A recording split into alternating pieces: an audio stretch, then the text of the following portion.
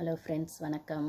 என்னப்பா எபிசோட் பார்த்துட்டு ஒரே புலம்பல், எல்லாம் ஒன்றுமே இல்லை எபிசோடில்னு.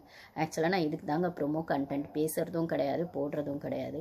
ஏன்னா ப்ரொமோவில் இருக்கிற ஹைப் எபிசோடில் இருக்குமான்னு தெரியாது. ப்ளஸ் ப்ரொமோவில் ஒன்று இருக்கும், எபிசோடில் ஒன்றுமே இருக்காது. ஒரு சில இடத்துல அது அப்படியே ரிவர்ஸ் அடிச்சிருக்கும். அப்படின்னும் போது மோஸ்ட்லி நான் ப்ரொமோ கண்டென்ட் பேச மாட்டேன்.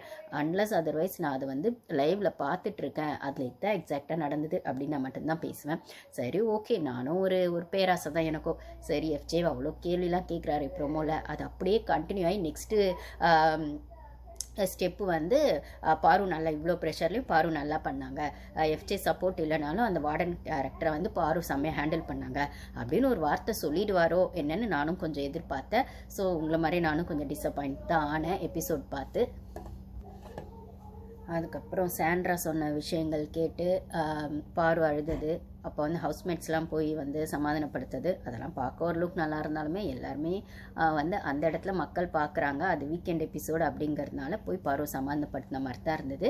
ஓகே, அப்படி பார்த்தாலுமே அந்த பொய்யா சமாதானப்படுத்துறதுக்கு கூட வந்துட்டு விக்ரம் போல், வியானா போல், திவ்யா போல், எஃப்ஜே போல், அங்கேயுமே எஃப்ஜே திருப்பி பாருவை தான் திட்டிகிட்டு இருக்காப்புல. அரோராக்கு ஹைப் கொடுக்குற மாதிரி இன்றைக்கான எபிசோடு இருந்தது. இன்டைரக்டாக பாரு நல்லா டைரெக்டாகவும் இன்டைரக்டாகவும் பாரு நல்லா பண்ணாங்கன்னு ஒரு வார்த்தை கூட ஹோஸ்ட் வாயிலேருந்து வரவே இல்லை. அதுவும் சொக்கத்தங்கம் அப்படின்னு சொல்கிற இடத்துல பிரின்சிபலுக்கு அப்ரிசியேஷன் கிடைச்சது, கனித்திரு பண்ணது, எல்லாரையுமே நான் சொல்கிறேன், ஒருத்தரை கூட மிஸ் பண்ண விரும்பலை அப்படின்னு சொன்னதெல்லாம் 19 சொன்ன மாதிரி தான் இருந்தது. அது 19 சொல்கிற பட்சத்தில் ஒன்றுமே பண்ணாதவங்களையும் சேர்த்து சொன்ன மாதிரி தான் இருந்தது. இல்லை நல்லா பண்ணவங்கள தனியாக அப்ரிஷியேட் பண்ணாத மாதிரி தான் இருந்தது அப்படின்னு சொல்லும்போது எப்பயும் போல் பார்ஷியாலிட்டியான எபிசோடாக தான் இருந்தது.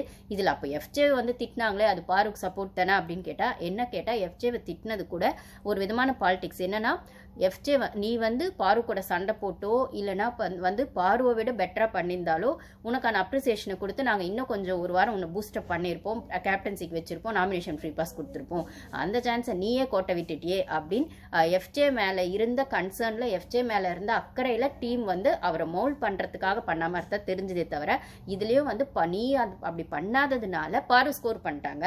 திட்டு வாங்குற இடத்துக்கு நீ வந்துட்ட, பாருவை நாங்கள் ஓப்பனாக பாராட்டலனாலும் வேற வழியில் உன்னை திட்டி தான் ஆகணும் அப்படிங்கிற இடத்துல தான் அது நடந்த மாதிரி தெரிஞ்சதே தவிர, இது பாருக்கான அப்ரிசியேஷனாக நான் பார்க்கல. எஃப்ஜே வந்து டீமை டிசப்பாயிண்ட் பண்ண விஷயங்களா தான் இது பார்க்க முடியுதே தவிர, அப்போ மக்கள்கிட்ட வந்து போய் ரீச் ஆன பாருக்கான அப்ரிசியேஷன் டைரெக்டாக கிடைக்கல அப்படிங்கிறது தான் இதில் இருக்க பாலிடிக்ஸ். இது எஃப்ஜே வந்து வியானா விஷயத்துக்குள்ளே அடிபட்டு தன்னை வந்து அந்த கேம்குள்ளேருந்து அந்த கேமை லூஸ் பண்ணிட்டாரு, இல்லை இந்த வாரம் அந்த கேம்குள்ளே இன்வால்மெண்ட் காட்டல அப்படின்னும் போது அந்த கோவம் வியானா மேலே திருமண்டியும் பார்க்க முடிஞ்சது. நீங்கள் வியானான்னு சொல்லி அடிக்கும்போது நான் வியானாக்கு சப்போர்ட்லாம் வரலங்க. அப்படியே இவங்க சொன்னது எப்படி இருக்குன்னா, எஃப்ஜேவோட கேம் வியானாவால் தான் பாதிக்கப்படுதுன்ற மாதிரி அந்த ப்ரொஜெக்ஷன் இருக்குல்ல, அது ரொம்ப தப்பாக இருந்தது. அப்படி ஆதிரேயோட கேமும் எஃப்ஜேவால் தான் வந்து டவுன் ஆச்சு.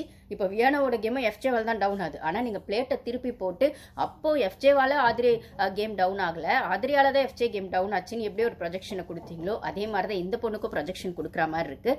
ஆனால் டோட்டலாக டவுன் ஆகிறது என்னவோ வியானாவோட கேரக்டரும் அங்கே ஒரு பொண்ணுங்கிற விஷயத்தில் அவளோட இமேஜ் தான் டவுன் ஆகுதே தவிர இவரை சேனல் தூக்கி பிடிக்கணுன்றதுல ரொம்ப கன்சர்ன் இருக்காங்க. அதுக்கப்புறம் பிரேக்கில் கூட வந்து பாரு என்கிட்ட பேசாத அப்படி இப்படின்னு பாருவே கார்னர் பண்ணது. ஏன்ப்பா உன்னை சொன்னது சபரி தான் வந்து ஒஸ்ட்டுன்னு சொல்ல ஆரம்பிச்சது. அதுக்கப்புறம் அரோராவும் இன்னைக்கு வந்து எபிசோடில் சொன்னது, உன்னை தெளிவாக அரோரா இப்படி பண்ணணும் அப்படி பண்ணணும்னு சொல்லி மாட்டி விட்டது கூட அரோரா தான். அப்புறம் வந்து மற்ற எல்லாருமும் தான் சொன்னாங்க. அது என்ன உனக்கு பாரு மேலே மட்டும் அவ்வளோ வெஞ்சன்ஸ், பாரு மட்டும்தான் சொன்ன மாதிரி, இல்லை பாரு சொன்னதால் மட்டும் தான் நீ ஹோஸ்ட் போன மாதிரி, பாரு சொல்லி தான் ஹோஸ்ட் உன்னை திட்டின மாதிரி அப்படின்னு அந்த பொண்ணுக்கிட்ட மட்டும் சொல்கிற.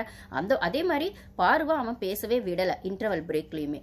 அவளை பாருவும் சரி பேசலாம்னா அதுக்கு நான் என்ன பண்ண முடியும் அப்படின்னு அவ போயிட்டான். அந்த இடத்துல பாருவை விடவும் தெளிவாக நின்று எஃப்ஜே இதை பண்ணியிருக்கணும் இதை பண்ணியிருக்க கூடாதுன்னு சொன்னது அரோரானா, ஹோஸ்ட் கேள்வி எழுப்புறாரு. இன்டர்வல் முடிஞ்சு வந்ததுக்கப்புறம் அரோராவை தான் கேள்வி எழுப்புறாரு. என்ன சொன்னீங்க அரோரா அப்படின்னு. எங்கள் பார்வைட்டு இருந்தால் அதை விட என்ன தெளிவாக சொல்லியிருப்பாங்க ஹோஸ்ட், எஃப்ஜே என்ன பண்ணியிருக்கணும் என்ன பண்ணியிருக்க கூடாது இல்லை என்ன பண்ணலை அப்படிங்கிறது. ஆனால் அதை வந்து பாரு சொன்னால் எஃப்ஜே ஃபுல்லாக நெகட்டிவாக போயிடுவார், அவன் பர்சனல் வெஞ்சன்ஸில் தான் ஆடினா அப்படிங்கிறது அப்பட்டமாக தெரிஞ்சிடும். அப்படிங்கிறதுனால நீங்கள் ஒரு ஃப்ளோவில் வன்மத்தோட பாரு மேலே நீ வன்மமாக ஆர்வமாக இருக்கேன்னா அந்த கேம் மட்டும்தான் பண்ணுவியா அப்படின்னு பட்டும் படாமல் சொல்லிட்டீங்க. ஆனால் அரோராவை அதை வச்சு ஹைலைட் பண்ணோங்கிறதுக்காக அரோராவை எழுப்பி நீங்கள் பாயிண்ட்டாக சொல்ல வைக்கலாம். ஏன் இவ்வளோ நாள் பாயிண்ட்டாக சொன்ன பாருக்கு நீங்கள் அப்ரிஷியேட்டே பண்ணலை. என்னைக்கோ ஒரு நாள் வந்து ஒரு பாயிண்ட்டை சொன்னோன்னே அவ்வளோ தூக்கி வச்சிடுறீங்க அரோராவை. இன்னைக்கு ஃபுல் எபிசோடோ எஃப்ஜேவை திட்டினது அப்படின்னு ஒரு பக்கம் இருந்தால் அரோரா மேலே கொண்டு போனோம் அப்படிங்கிற மாதிரி 2-3 இடத்துல அரோராவை எழுப்பி அந்த பெஸ்ட் ஒஸ்ட் அதெல்லாம் நீங்கள் சொல்ல வச்சிங்க. அதுக்கப்புறம் எஃப்ஜே விஷயத்தை அரோராவை எழுப்பி பாயிண்ட் சொல்ல வச்சிங்க. அப்படி அரோரா விஷயத்தை பண்ணணும் அப்படிங்கிறதுக்காக அந்த பெஸ்ட் பெர்ஃபார்மர் ஏன் ஒஸ்ட் பெர்ஃபார்மர் அப்படிங்கிற இடத்துலையும் அந்த ரம்யாவுக்கு கொடுத்ததையும் நீங்கள் வந்து சொன்னீங்க. அங்கேயே நீங்கள் ரம்யாவை ஏன் கார்னர் பண்ணீங்கன்னா ரம்யாவை பெஸ்ட்டு சொல்கிற இடத்துல அந்த ஓட்டிங்கோட டிசிஷன் வந்து பாரு கையில் இருந்தது. இல்லைன்னா விக்ரமும் வந்திருப்பாரு அப்படின்னு சொல்கிற இடத்துல வியனா வந்திருப்பாங்க அப்படின்னு சொல்கிற இடத்துல நீங்கள் பாரு வந்து சரியாக சொல்லலை. பாரு கிட்ட இருந்து தான் அந்த கேம் மாறிச்சு. ரம்யா அதனால தான் பெஸ்ட் வந்தாங்கன்னு அந்த இடத்துல நீங்கள் பாருவை இன்டெரக்டாக அடித்ததையும் எங்களால் பார்க்க முடியுது. ஓகே, ரம்யா சரியாக தான் பண்ணலை அப்படின்னே இருக்கட்டும், அது ஒரு கேம் ஸ்ட்ராட்டஜி தானே. அந்த பொண்ணு தெளிவாக அங்கே சொல்லிச்சில்ல எபிசோடில் விக்ரம் மேலேயே அது போகுது. நான் வந்து கேமை திருப்பி விடணும்னு இப்படி பண்ணேன், பெஸ்ட்டு கொடுத்தா அப்படின்னும் போது ஏன்பா நீங்களே சேனலே வந்து 5 வாரமாக ஒன்றுமே பண்ணாத வந்து ஒருத்தங்களை வந்து நீங்கள் வந்து பொத்தி வைக்கிறீங்க.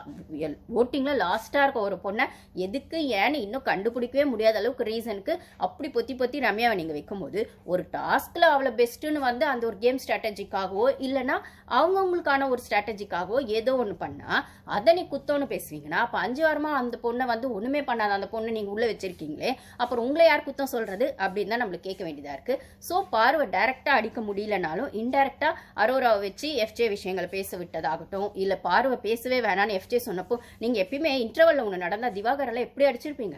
திவாகர்லாம் கனி கிட்டலாம் ஒரு வாட்டி இன்டர்வலில் பேசும்போது இன்னும் திவாகர் இப்படி சொல்கிறீங்களே, அப்போ சாண்ட்ரா கிட்டலாம் பேசும்போது இப்படி சொல்கிறீங்களா, அந்த பிராங்க் விஷயத்துலலாம் இப்படி சொல்கிறீங்க ஏன் டக்குன்னு வந்து கேள்வி கேட்பீங்களே. இன்னைக்கு எஃப்ஜே பாரு கிட்ட இன்டர்வல் எகிர்னானே, அப்போ அதை வந்து நீங்கள் கேட்டிருக்கலாம்ல, ஏன் கேட்கல. எஃப்ஜே நான் சொன்னேன் நீ ஒஸ்ட்டுன்னு இல்லை நீ சரியாக செய்யலன்னு, அதையும் பாரு கிட்ட கேட்குறீங்க. எல்லாரும் தானே சொன்னாங்க, பாரு மட்டுமா சொன்னாங்க, அது என்ன பாரு கிட்ட மட்டும் கோத்த காட்டுற அப்படின்னு நீங்கள் கேட்டுட்டு அதுக்கப்புறம் அரோரா நீங்கள் என்னவோ சொன்னீங்களே எஃப்ஜே கிட்ட அது என்ன அப்படின்னு சொல்லும் போது நீங்கள் சொல்லியிருந்தா நீங்கள் நியாயமாக ஹோஸ்ட் பண்ணியிருக்கீங்கன்னு சொல்லலாம். பார்வை நீங்களும் பேச விட்றதுல உள்ள இருக்க கண்டஸ்டன்ஸும் பேச விட்றதுல ஆனால் வந்து அரோரா பாயிண்டாக பேசுகிறாங்கன்ற மாதிரி ஒரு ப்ரொஜெக்ஷனை கொடுக்குறீங்க. இப்போ ரம்யா விஷயத்துலையுமே பாரு வந்து ரம்யா பெஸ்ட்டுன்னு சொன்னதுனால தான் உங்களுக்கு உறுத்துச்சா, இல்லை அந்த இடத்துல விக்ரம் சொல்லன்றது உங்களுக்கு குத்துச்சா, இல்லை வியானாவை நீங்கள் ஹைலைட் பண்ணோன்றதுனால வியானாவை நிஜமாவே டிசர்விங் நான் இல்லைன்னு சொல்ல. எனக்கே டாஸ்க் அந்த பொண்ணு எஃப்ஜே வியானான்னு ஒரு விஷயம் இருக்கட்டும் இல்லை மற்ற விஷயங்கள்லாம் இருக்கட்டும், ஆனால் அந்த டாஸ்க்கை பொறுத்த வரைக்கும் நாட்டியாக பண்ணணும் அப்படிங்கிறதுல அந்த பொண்ணு நல்லாவே பண்ணிச்சு. எனக்குமே பர்சனலாக அந்த விஷயத்தில் வியானா பெஸ்ட்டு சொன்னது ஓகே. ஸோ உங்களுக்கு வியானாவை பெஸ்ட்டு சொல்லுங்கிறது பிரச்சனையா, ஆனால் அங்கே விக்ரமை யாருமே சொல்லுங்கிறது பிரச்சனையான்னு ஒரு கொஸ்டின் வந்தால் அதை நீங்கள் சுற்றி வளைச்சி வியானா கிட்ட எடுத்து வந்தீங்களே தவிர உங்களுக்கு விக்ரமை சொல்லியிருக்கணும். ஏன்னா வியானா விக்ரம் 2 பேருமே அந்த பெஸ்ட்டுக்கு வந்தாங்க அப்படின்னு சொல்லும்போது அது ரம்யா கிட்ட போயிடுச்சு. இதுவும் இல்லாமல் அதுவும் இல்லாமல் ரம்யா கிட்ட போச்சு அப்படின்னும் போது அப்போ நீங்கள் வியானாவை ஏன் திட்டணும் ஸ்டார்டிங்.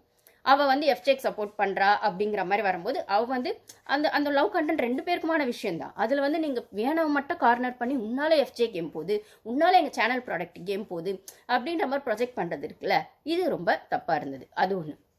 அப்புறம் அந்த இடத்துல இன்னொரு வாட்டி ரம்யா வந்து தன்னோட கேம் புரிதலே அந்த பொண்ணு நான் சொல்லிட்டே இருப்பேன் ரொம்ப நடிக்குது அப்படிங்கிற மாதிரி அப்பட்டமாக சிம்பத்தி கேம் கிரியேட் பண்ணோம், இல்லைனா வந்துட்டு கால் வலிக்குது கை வலிக்குதுன்னு ஏதோ ஒன்று பண்ணோம், இல்லை எனக்கு கேமே புரியலன்னு ஒவ்வொரு வாட்டியும் டாஸ்க் கொடுக்கும்போது ஒரு சீன் போடணும்னா ஏமா நீங்கள் கேம் புரியாமல் தான் அவ்வளோ திருக்குறள் சொல்கிறது அப்படின்னு ரொம்ப நல்ல விதமாலாம்